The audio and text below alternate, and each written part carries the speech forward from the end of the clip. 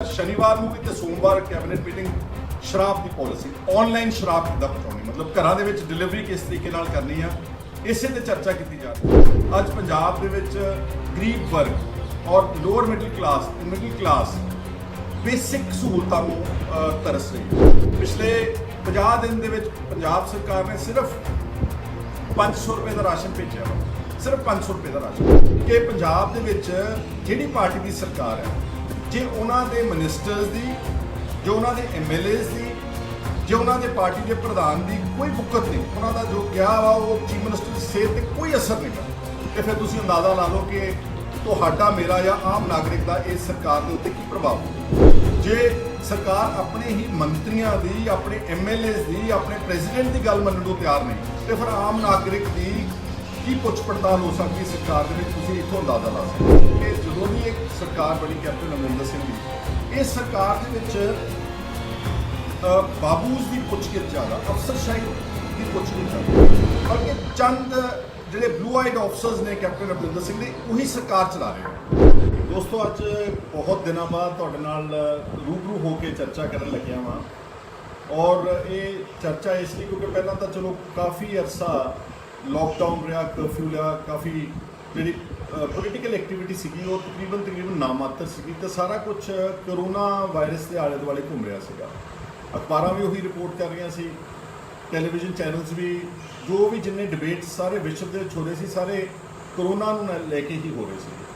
ਪਰ ਪਿਛਲੇ ਤਕਰੀਬਨ 4-5 ਦਿਨ ਤੋਂ ਪੰਜਾਬ ਦੇ ਵਿੱਚ ਇੱਕ ਬਹੁਤ ਬਰਨਿੰਗ ਇਸ਼ੂ ਉੱਠਿਆ ਔਰ ਇਸ ਮਸਲੇ ਤੇ ਪੰਜਾਬ ਦੀ ਸਰਕਾਰ ਦੇ ਦਰਮਿਆਨ ਆਪਸ 'ਚ ਹੀ ਇੱਕ ਬਹੁਤ ਵੱਡਾ ਵਿਵਾਦ ਪੈਦਾ ਹੋ ਗਿਆ। ਤੁਸੀਂ ਸਾਰੇ ਜਾਣਦੇ ਹੋ ਕਿ ਸ਼ਾਇਦ ਪਿਛਲੇ ਸ਼ਨੀਵਾਰ ਨੂੰ ਇੱਕ ਪ੍ਰੀ ਕੈਬਨਿਟ ਮੀਟਿੰਗ ਸੀਗੀ ਔਰ ਉਹ ਕੈਬਨਿਟ ਮੀਟਿੰਗ ਦੇ ਵਿੱਚ ਏਜੰਡਾ ਜਿਹੜਾ ਸੀਗਾ ਸ਼ਰਾਬ ਦੀ ਪਾਲਿਸੀ ਨੂੰ ਲੈ ਕੇ ਰੱਖਿਆ ਗਿਆ ਸੀ ਔਰ ਉਸ ਦਿਨ ਕੁਝ ਮਿਨਿਸਟਰਸ ਦਾ ਜਿਹੜੇ ਪੰਜਾਬ ਦੇ ਚੀਫ ਸੈਕਟਰੀ ਨੇ ਕਰਨ ਅਵਤਾਰ ਸਿੰਘ ਉਹਨਾਂ ਦੇ ਨਾਲ ਉੱਥੇ ਮੀਟਿੰਗ ਵਿੱਚ ਤਕਰਾਰ ਹੋ ਗਿਆ। ਅਸੀਂ ਤਾਂ ਉਹੀ ਜਾਣਦੇ ਹਾਂ ਜੋ ਅਖਬਾਰਾਂ ਨੇ ਜਾਂ ਮੀਡੀਆ ਨੇ ਰਿਪੋਰਟ ਕੀਤਾ ਔਰ ਉਹ ਤਕਰਾਰ ਜਿਹੜਾ ਸੀਗਾ ਉਹ ਇਸ ਨੌਬਤ ਤੱਕ ਆ ਗਿਆ ਕਿ ਜਿਹੜੀ ਸੋਮਵਾਰ ਨੂੰ ਦੁਬਾਰਾ ਕੈਬਨਿਟ ਮੀਟਿੰਗ ਰੱਖੀ ਗਈ ਉੱਥੇ ਮਿਨਿਸਟਰਸ ਨੇ ਸਭ ਨੇ ਇੱਕ ਯੂਨੈਨਿਮਸ ਮਤਾ ਪਾਸ ਕੀਤਾ ਕਿ ਜਦ ਤੱਕ ਪੰਜਾਬ ਦੇ ਚੀਫ ਸੈਕਟਰੀ ਇਸ ਮੀਟਿੰਗ ਵਿੱਚ ਹਾਜ਼ਰ ਹੋਣਗੇ ਅਸੀਂ ਇਸ ਮੀਟਿੰਗ ਦਾ ਹਿੱਸਾ ਨਹੀਂ ਬਣ ਸਕਦੇ।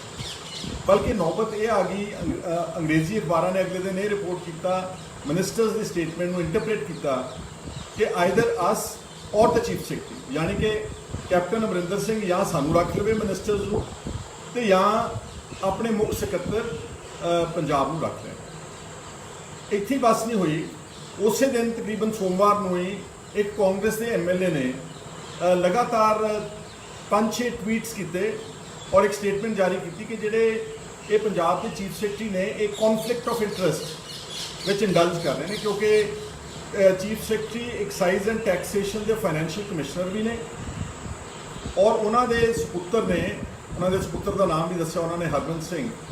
ਉਸ ਨੇ ਇੱਕ ਕਪੂਰਥਲਾ ਜ਼ਿਲ੍ਹੇ ਵਿੱਚ ਬੜੀ ਇੰਪੋਰਟੈਂਟ ਪੁਰਾਣੀ ਡਿਸਟਿਲਰੀ ਆ ਜਗਤਜੀਤ ਇੰਡਸਟਰੀਜ਼ ਹਮੀਰਾ ਵਿਖੇ ਉਹਦੇ ਵਿੱਚ ਬੇਨਾਮੀ ਹਿੱਸਾ ਪਾ ਕੇ ਦੋ ਉਹਨਾਂ ਨੇ ਸ਼ਰਾਬ ਦੇ ਠੇਕੇਦਾਰਾਂ ਦਾ ਜ਼ਿਕਰ ਵੀ ਕੀਤਾ, ਅਰਵਿੰਦ ਸਿੰਗਲਾ ਚੰਡੀਗੜ੍ਹ ਤੋਂ ਔਰ ਇੱਕ ਮਿਸਟਰ ਚੰਦਨ ਜਲੰਧਰ ਤੋਂ। ਇਹਨਾਂ ਤਿੰਨਾਂ ਨੇ ਮਿਲ ਕੇ ਉਸ ਡਿਸਟਿਲਰੀ ਨੂੰ ਲੀਜ਼ ਤੇ ਲੈ ਲਿਆ ਯਾਨੀ ਕਿ ਸਬ ਲੀਜ਼ ਤੇ ਲੈ ਲਿਆ ਜਦ ਕਿ ਐਕਸਾਈਜ਼ ਔਰ ਟੈਕਸੇਸ਼ਨ ਦੇ ਐਕਟ ਵਿੱਚ ਕੋਈ ਵੀ ਡਿਸਟਿਲਰੀ ਜਿਹੜੀ ਆ ਉਹ ਅਸਲ ਮਾਲਕ ਤੋਂ ਅੱਗੇ ਸਬਲੈਟ ਨਹੀਂ ਕੀਤੀ ਜਾ ਸਕਦੀ।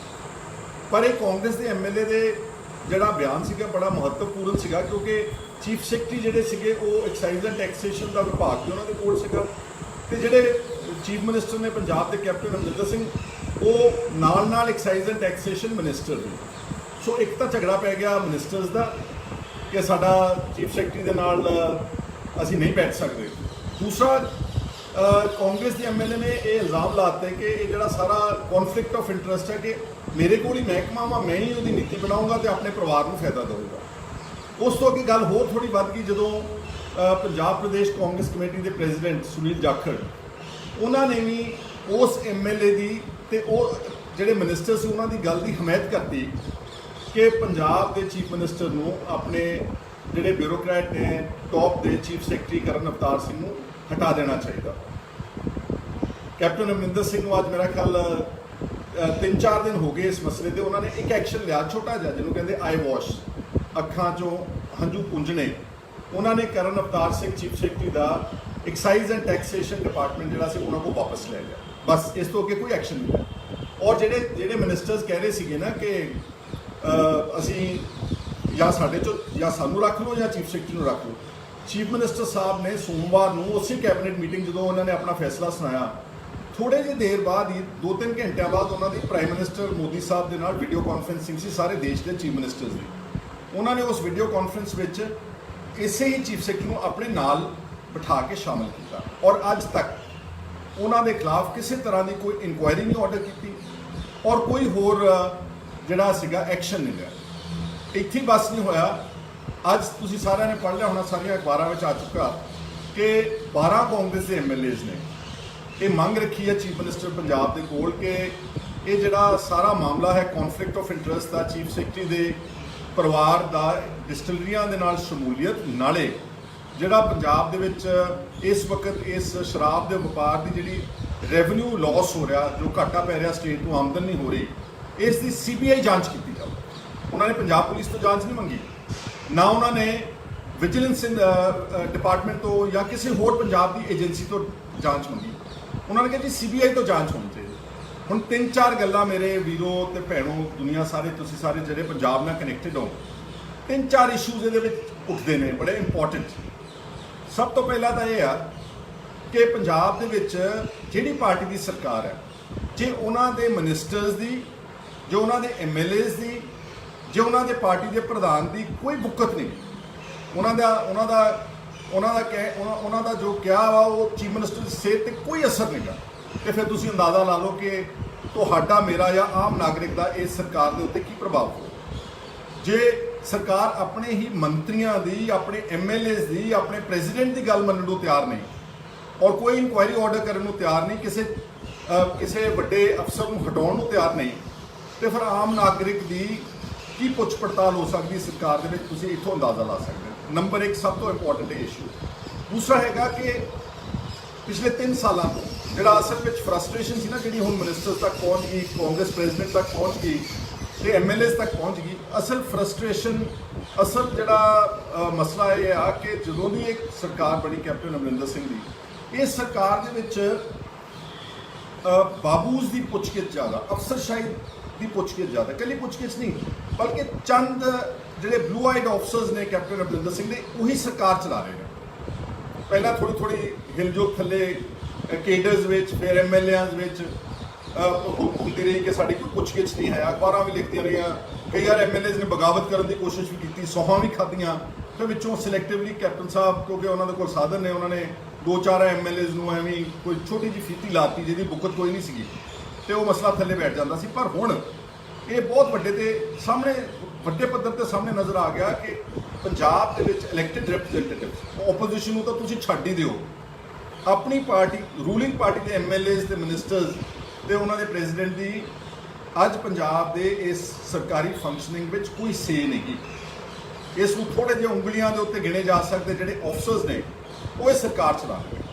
ਔਰ ਤੀਸਰਾ ਜਿਹੜਾ ਇੰਪੋਰਟੈਂਟ ਇਸ਼ੂ ਆ ਕਿ ਕਾਂਗਰਸ ਨੇ ਪ੍ਰੋਮਿਸ ਕੀਤਾ ਸੀ ਆਪਣੇ ਮੈਨੀਫੈਸਟੋ 'ਚ ਕਿ ਸਾਡੀ ਸਰਕਾਰ ਬਣਨ ਤੇ ਅਸੀਂ ਕੌਨਫਲਿਕਟ ਆਫ ਇੰਟਰਸਟ ਲਾਅ ਲੈ ਕੇ ਆਵਾਂਗੇ। ਕੌਨਫਲਿਕਟ ਆਫ ਇੰਟਰਸਟ ਲਾਅ ਸਾਰੇ ਵਿਕਸਿਤ ਦੇਸ਼ਾਂ 'ਚ, ਅਮਰੀਕਾ, ਕੈਨੇਡਾ, ਯੂਰਪ ਦੇ ਬਹੁਤ ਸਾਰੇ ਦੇਸ਼ਾਂ ਦੇ ਵਿੱਚ ਆ ਕਿ ਜਦੋਂ ਕੋਈ ਵੀ ਮਿਨਿਸਟਰ, ਬਲਕਿ ਉਹਨਾਂ ਨੇ ਜੱਜਸ ਵੀ ਇਨਕਲੂਡ ਕੀਤੇ ਸੁਪਰੀਮ ਕੋਰਟ ਤੇ ਹਾਈ ਕੋਰਟ ਦੇ, chief minister, governors, officers down ਦ ਲਾਈਨ, ਕਿ ਕੋਈ ਆਦਮੀ ਜਿਹੜੇ ਅਹੁਦੇ ਤੇ ਆਪ ਵਿਰਾਜਮਾਨ ਆ, ਉਹ ਆਪਣੇ ਕਿਸੇ ਪਰਿਵਾਰਕ ਮੈਂਬਰ ਦਾ ਜਾਂ ਨੇੜ ਤੇੜ ਦੇ ਕਿਸੇ ਸੱਜਣ ਦਾ ਉਸ ਮਹਿਕਮੇ ਨਾਲ ਕਨੈਕਟਡ ਕਿਸੇ ਵਪਾਰ ਵਿੱਚ ਹਿੱਸਾ ਨਹੀਂ ਲੈ ਸਕਦਾ। ਇਹ ਕਾਂਗਰਸ ਨੇ ਕਿਹਾ ਸੀ ਕਿ ਸਾਡੀ ਸਰਕਾਰ ਬਣਾਓ, ਅਸੀਂ ਕੌਨਫਲਿਕਟ ਆਫ ਇੰਟਰਸਟ ਲਾਅ ਲਿਆਉਣ ਨਾਲ ਕੀ ਹੁੰਦਾ ਕਿ ਤਾਕਤਵਰ ਪੋਜੀਸ਼ਨਸ ਤੇ ਬੈਠੇ ਲੋਕਾਂ ਨੂੰ ਭ੍ਰਿਸ਼ਟਾਚਾਰ ਕਰਕੇ ਨੱਥ ਪਾਈ ਜਾ ਸਕਦੀ ਹੈ। ਪਰ ਕਾਂਗਰਸ ਨੂੰ ਪਤਾ ਸੀਗਾ ਕਿ ਸਾਡੇ ਤਾਂ ਬਹੁਤ ਸਾਰੇ ਮਿਨਿਸਟਰਸ, ਜਿੱਦਾਂ ਰਾਣਾ ਗੁਰਜੀਤ ਸੀ ਸ਼ੁਰੂ 'ਚ, ਉਹ ਇਰੀਗੇਸ਼ਨ ਮਿਨਿਸਟਰ ਵੀ ਸੀਗਾ ਤੇ ਮਾਈਨਿੰਗ ਦਾ ਜਿਹੜਾ ਮਾਫੀਆ ਟਾਈਪ ਵੀ ਆਪਰੇਟ ਆਪ ਹੀ ਕਰ ਰਿਹਾ ਸੀਗਾ।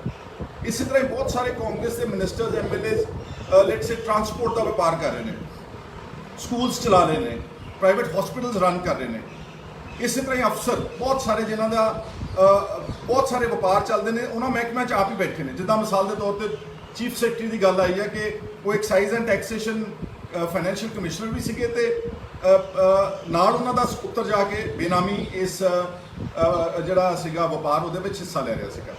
ਕੌਨਫਲਿਕਟ ਆਫ ਇੰਟਰਸਟ। ਲੇਕਿਨ ਕੈਪਟਨ ਅਮਰਿੰਦਰ ਸਿੰਘ ਨੇ ਕੌਨਫਲਿਕਟ ਆਫ ਇੰਟਰਸਟ ਦੇ ਲਾਅ ਨੂੰ ਤਾਲਾ ਲਾ ਦਿੱਤਾ ਔਰ ਅੱਜ ਤੱਕ ਉਹ ਲਾਅ 3 ਸਾਲ ਹੋ ਕੇ ਲੈ ਕੇ ਨਹੀਂ ਆਏ, ਕਿਉਂਕਿ ਉਹਨਾਂ ਨੂੰ ਪਤਾ ਸੀਗਾ ਕਿ ਇਸ ਤਰ੍ਹਾਂ ਕੀਤਾ ਤਾਂ ਸਾਡੇ ਜਿਹੜੇ ਸਾਡੀ ਪਾਰਟੀ ਦੇ ਤਾਕਤਵਰ ਪੋਲੀਟੀਕਲ ਲੋਕ ਜਾਂ ਅਫਸਰ ਜਿਹੜੇ ਨੇ ਉਹ ਭ੍ਰਿਸ਼ਟਾਚਾਰ ਕਰਦੇ ਫੜੇ ਜਾਣਗੇ। ਇੱਕ ਇਹਦਾ ਹਿੱਸਾ ਇੰਪੋਰਟੈਂਟ ਹੈ। ਇੱਕ ਹਿੱਸਾ ਇੱਕ ਇਹਦਾ ਅਸਰ ਇਹ ਵੀ ਆ ਕਿ ਪੰਜਾਬ ਦੇ ਵਿੱਚ ਸਰਕਾਰ ਕਰਪਸ਼ਨ ਨੂੰ ਲੜਨ ਵਾਸਤੇ ਕਿੰਨੀ ਕੁ ਸੰਜੀਦਾ ਵਾ, ਉਹ ਤੁਹਾਡੇ ਸਾਹਮਣੇ ਜਗਜ਼ਾਰ ਹੋ ਗਿਆ।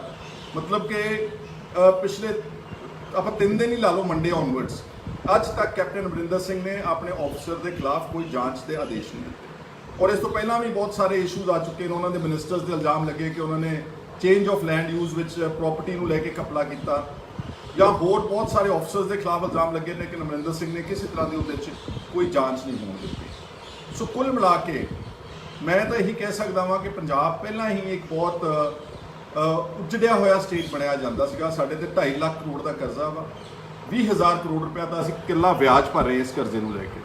ਔਰ ਹੁਣ ਜੇ ਆਪਾਂ ਇਕੱਲੇ ਐਕਸਾਈਜ਼ ਐਂਡ ਟੈਕਸੇਸ਼ਨ ਦੀ ਗੱਲ ਕਰ ਲਈਏ, ਇਕੱਲੇ ਸ਼ਰਾਬ ਵਿੱਚ ਬਹੁਤ ਵੱਡੇ ਪੱਧਰ ਤੇ ਚੋਰੀ ਹੋ ਰਹੀ ਹੈ। ਦੇਖੋ ਜਿਹੜੀ ਸਟੇਟਸ ਹੈ ਨਾ, ਤਾਮਿਲਨਾਡੂ ਹੈ ਜਾਂ ਸ਼ਾਇਦ ਤੇਲੰਗਾਨਾ ਵੀ ਹੈ ਜਾਂ ਕੁਝ ਹੋਰ ਸਟੇਟਸ ਨੇ, ਉਹਨਾਂ ਨੇ ਇਹ ਸਾਰੇ ਸ਼ਰਾਬ ਦੇ ਵਪਾਰ ਨੂੰ ਸਰਕਾਰੀ ਕਾਰਪੋਰੇਸ਼ਨ ਬਣਾ ਕੇ ਆਪਣੇ ਤਹਿਤ ਸਾਰਾ ਵਪਾਰ ਲੈਣ ਦਾ।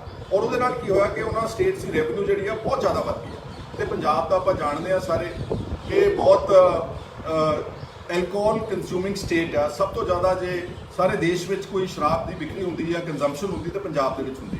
ਲੇਕਿਨ ਸਾਡੀ ਜਿਹੜੀ ਰੈਵਨਿਊ ਆ, ਐਕਸਾਈਜ਼ ਰੈਵਨਿਊ, ਉਹ ਪਿਛਲੇ 2-3 ਸਾਲਾਂ ਤੋਂ 1,000-1,500 ਕਰੋੜ ਬਲਕਿ 2,000 ਕਰੋੜ ਰੁਪਏ ਤੱਕ ਘਟ ਰਹੀ ਹੈ। ਕਿਉਂ ਘਟ ਰਹੀ ਹੈ? ਕਿਉਂਕਿ ਪੰਜਾਬ ਦੇ ਵਿੱਚ ਨੰਬਰ 2 ਦਾ ਪੈਰਲਲ ਸ਼ਰਾਬ ਦਾ ਮਾਫੀਆ ਆਪਰੇਟ ਕਰ ਰਿਹਾ।